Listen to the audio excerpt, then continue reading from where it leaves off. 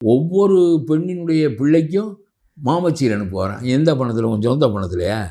அரசாங்கம் பணம் வரியாக வருகிறது, ஒரு திட்டம் என்று நீ கொடுக்குறாய். இதில் என்ன மாமன் என்று உன்னை சொல்லி கொடுக்குறாய்? நான் கேட்குறேன். இதெல்லாம் என்ன அரசாங்க பணத்தில் கொடுப்பதற்கு? உன்னுடைய சொந்த பணத்தில் பல கோடி வைத்திருக்கிறார். ஒரு 1000 பெண்களை தேர்ந்தெடுத்து என்னுடைய ரசிகைகள், அவர்கள் ஏழைகள், ஆகவே அவர்கள் பெறுகின்ற பிள்ளைகளுக்கு நான் கொடுக்குறேன் என்று நீ சொன்னால் நான் பாராட்டுவேன். எம்ஜிஆர் அதை செய்தார். எம்ஜிஆர் விடாமல் கட்சிக்காரன், வேண்டியவன், இல்லாமல் வந்து நிற்கின்றவன், அவ்வளோ பேருக்கு சாப்பாடு போடுவது, கொடுப்பது என்பதை செய்தார். நீயும் இவ்வளவு பணத்தை வைத்திருக்கிறாய், செய்யலாம்.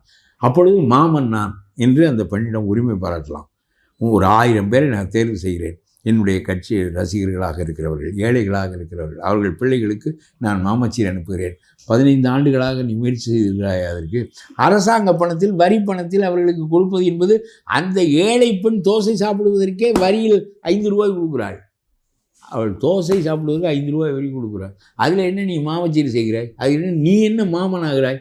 மற்றவனெல்லாம் மாமன் இல்லை, மற்றவனெல்லாம் வந்து வேற்று நாட்டுக்காரன், நீ தான் மாமனா, அவளுக்கு அண்ணா. அது அரசாங்க பணத்தில் எதிர்த்து கொடுக்குறாய், சொந்த பணத்தில் கொடு.